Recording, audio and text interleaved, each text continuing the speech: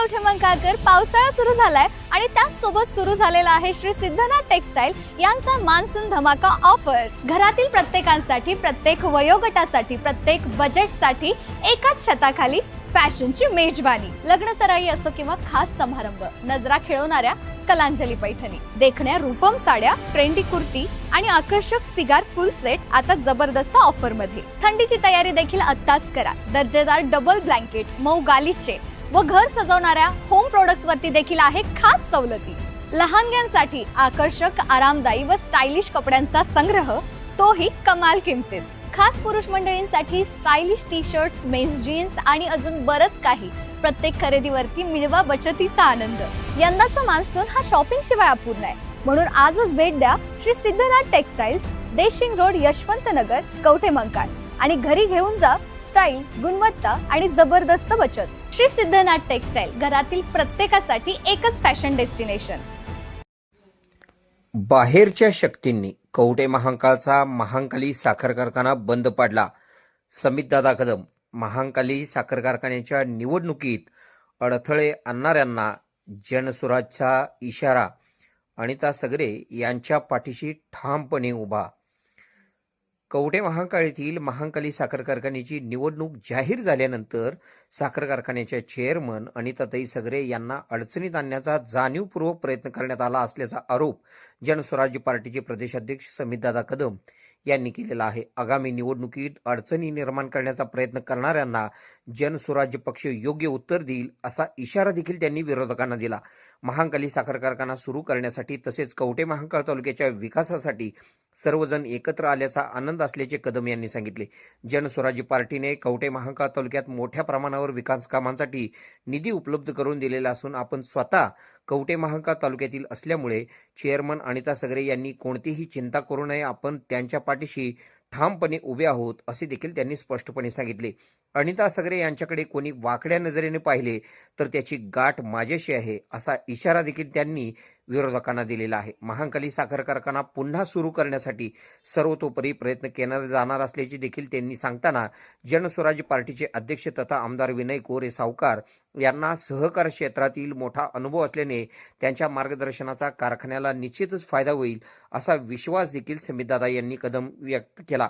यावेळी बाहेरील शक्तींनी जाणीवपूर्वक महांकाली साखर कारखाना बंद पाडल्याचा आरोप करीत त्यांनी विरोधकांवर जोरदार टीका केली। आगामी काळात कारखान्याच्या पुनर्जीवनासाठी जनस्वराज्य पार्टी कटिबद्ध असल्याचे देखील त्यांनी सांगितले। कवठेमहांकाळ येथील मेळाव्यात समितदादा कदम काय म्हणाले पुढे पाहूया। के मराठी न्यूज साठी कवठेमहांकाळ। आज या ठिकाणी महांकाली कारखान्याच्या निवडणूक लावण्यापासून प्रत्येक गोष्टीमध्ये अडचणी निर्माण करायचा प्रयत्न झाला, मात्र तरी आज ही निवडणूक लागली। आज या निवडणुकीच्या निमित्तानं सर्व सभासद मंडळींचं आणि कर्मचारी ह्या कारखान्याचे आणि स्वर्गीय माननीय नानासाहेब सगरे यांच्याकडे त्या कार्यमंडळीचं मनापासून स्वागत करतो। या कार्यक्रमाच्या निमित्तानं व्यासपीठावर उपस्थित असणारे जनस्वराज्य पक्षाचे अध्यक्ष आमचे नेते आदरणीय विनय कोरे सावकार साहेब, महांकाली कारखान्याच्या चेअरमन, जिल्हा बँकेच्या संचालिका, आमच्या नेते अनिताताई सगरे, त्याचबरोबर युवा नेते संतोष सगरे,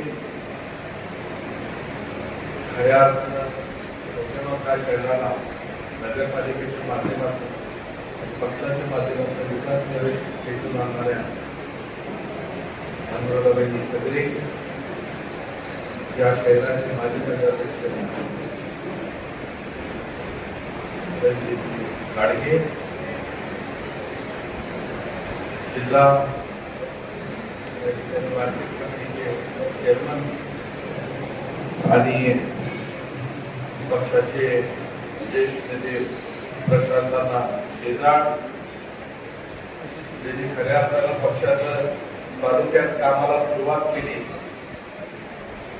पक्षाचे माझे ज्येष्ठ सहकारी गणेश नागपूर, पक्षाचे जिल्हाध्यक्ष पैलवान आनंदसागर पुजारी, त्याचबरोबर सर्व प्रमुख मंडळी युवा सहकारी शंतनुभाई यांनी सातत्याने धडपड करत असतात विविध विषयासाठी.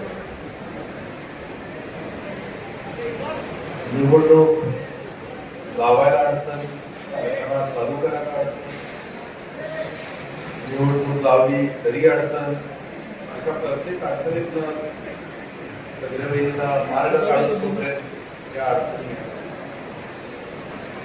सर्व प्रमुख मंडळींनी आज या ठिकाणी सर्व मंडळी त्यावेळेला एक विचार आपल्या पुढे सगळ्यांकडे मांडला. त्यामुळे साहेबांकडून की कशा पद्धतीनं हा कारखाना चालू करण्यामध्ये त्या तालुक्यामध्ये काय चांगलं करतात. आज या निमित्तानं विनोदांची आठवण आल्याशिवाय राहत नाही. माझ्या वडिलांच्या अतिशय जवळचे मित्र होते. सातत्याने त्यांनी यामध्ये काही ना काही अडचणींसाठी वगैरे सगळी मंडळी भेटायची आणि कशा पद्धतीनं या अडचणींना सामना केला पाहिजे हा विचार तेव्हापासून त्यांचा. आज मी एवढंच सांगतो,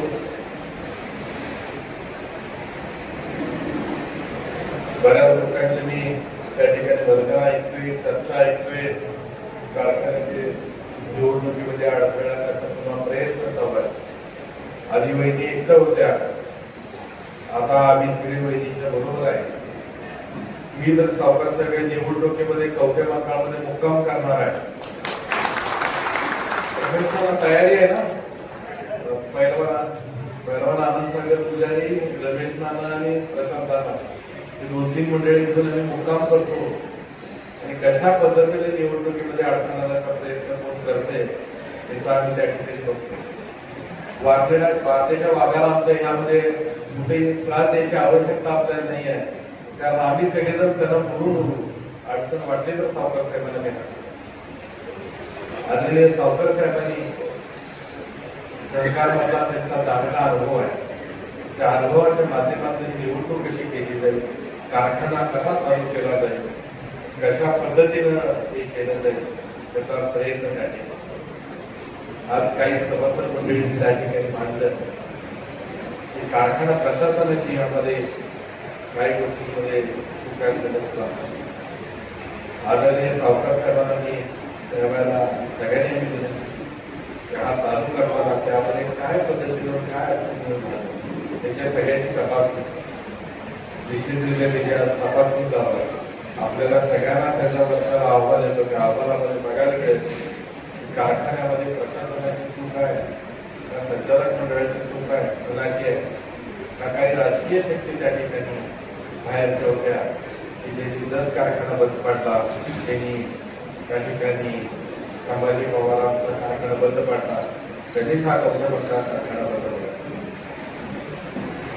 माझे मित्र आमदार गोपीचंद पडळकर साहेबांनी त्या ठिकाणी विधानसभेमध्ये मांडलं की कशा पद्धतीनं विविध कारखाने देशामध्ये घालण्याचा प्रयत्न त्या ठिकाणी नाममात्र पैशामध्ये प्रयत्न करावा.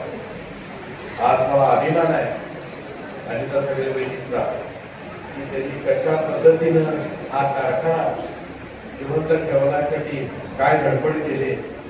रात्री अपरात्री कधी वकिलात खेळत आला असेल, कधी आमच्याशी चर्चा करणार असेल. सावकार साहेबांच्या माध्यमातून राज्याचे मुख्यमंत्री आदरणीय देवेंद्रजी फडणवीस साहेब यांची भेट घेऊन निश्चितरित्या कारखाना पुनर्जीवित कसा केला जाईल, कशा पद्धतीने चांगला हा कारखाना चालवला जाईल यासाठी नक्की आम्ही सुरुवात केली. आणि त्या ठिकाणी मुख्यमंत्र्यांनी मागच्या आठवड्यात जेव्हा आमची भेट झाली त्याला हे सगळे शंतनुभाई यांना सगळ्यांना आज या ठिकाणी व्यासपीठावर कारखान्याचे ज्येष्ठ संचालक मंडळी सर्वच त्या ठिकाणी असणारी आपण सभासद आज बंधून ही सगळी जबाबदारी तुमच्यावर. आम्ही सर्व मंडळी कायम तुमच्या पाठीशी आहोत. पण हा कारखाना पुन्हा या कवठेमहांकाळ शहराला कशा पद्धतीनं जुने दिवस आणता येतील, या तालुक्याच्या एका गावाची जी आपण शान म्हणतो ती ही कारखाना आहे. लाख गावाचं हे कारखाना. ज्याला आठवत असत तुम्हाला सगळे वहिनीच्या प्रवेशाच्या वेळेला त्या ठिकाणी आपल्याकडे बरीच मंडळी उपस्थित असते, त्याला आम्ही सांगितलं की हा कारखाना चालू करण्यासाठी आम्ही सगळेजण एकत्र राहतो. त्याचबरोबर या तालुक्याच्या विकासासाठी आज आम्ही तालुक्याच्या विकासासाठी फार मोठ्या प्रमाणात निधी असतो ठिकाणी.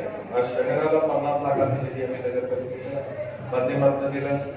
ग्रामीण भागामध्ये अनिताविनीची शिफारस केली, प्रशांतांना शेजाळीने त्या ठिकाणी करोडी टीना निधी घेतला.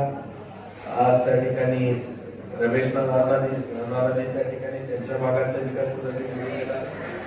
त्याचबरोबर असे नरसिंह गावामध्ये जे आमचं मूळ गाव आहे, मला आवर्जून सावकर साहेबांना सांगावं वाटते, सावकर साहेब हा तालुका माझ्या आजोबांनी केला शंकरावर. आज माझ्या आजी इथं जिल्हा परिषदला प्रतिनिधित्व करत होते. असा हा आमच्या घराण्याचा या तालुक्याशी संबंध आहे. आज प्रशांतांनी त्या कम्युनिटी सोसायटी मधनं माझा ठराव करून पुन्हा या तालुक्याचं माझे प्रधानमंत्री सुरू केलं. कुणीतरी येऊन इथं सांगावं की आम्ही निवडणूक होऊ देणार नाही, कारण बाबा मी या तालुक्यातलाच आहे, या मातीचं नातं माझं आहे. त्यामुळे ह्या वर्गाला आणि या धमक्या बाहेर द्याव्यात. जिथं मी असतो तिथं असल्या धमक्या द्यायच्या.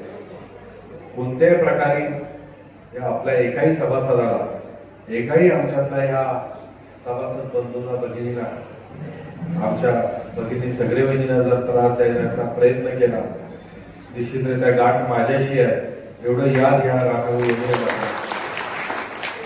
अतिशय चांगल्या पद्धतीची निवडणूक होणार आहे. आणि आज आपल्या सगळ्यांची संख्या इथं बघून सावकार साहेबांना आपल्या सगळ्यांकडनं मी आश्वासन देऊ का की ही निवडणूक फार मोठ्या फरकानं सगळे वहिनी जिंकतील. काळामधून मागणं फक्त पुढेपर्यंत सांगितलं तर मी त्याचं निश्चित आश्वासन. सावकार साहेब आपल्याला या निमित्तानं या कारखान्याचा निकाल काय असेल ते आता सांगायला कुणाची आवश्यकता. मी आपल्या सगळ्यांच्या माध्यमातून हा कारखाना चालू करून या भागाचा विकास कसा करता येईल. आज गाडीत मी प्रवास करत येत असताना मला तुमच्या सर्व सभासद मंडळींचा तिथल्या शेतकऱ्यांचा एवढा हेवा वाटला की आदरणीय सावकार साहेब वैदिनवरती विश्वास वाटला की तुम्ही सगळ्यांनी यावर ऊसाची लागवड केली. आणि निश्चितरित्या तुम्हाला सगळ्यांना हे कळतंय की हा कारखाना पुनर्जीवित होतोय, परत चालू होतोय आणि आपल्या सगळ्यांना न्याय.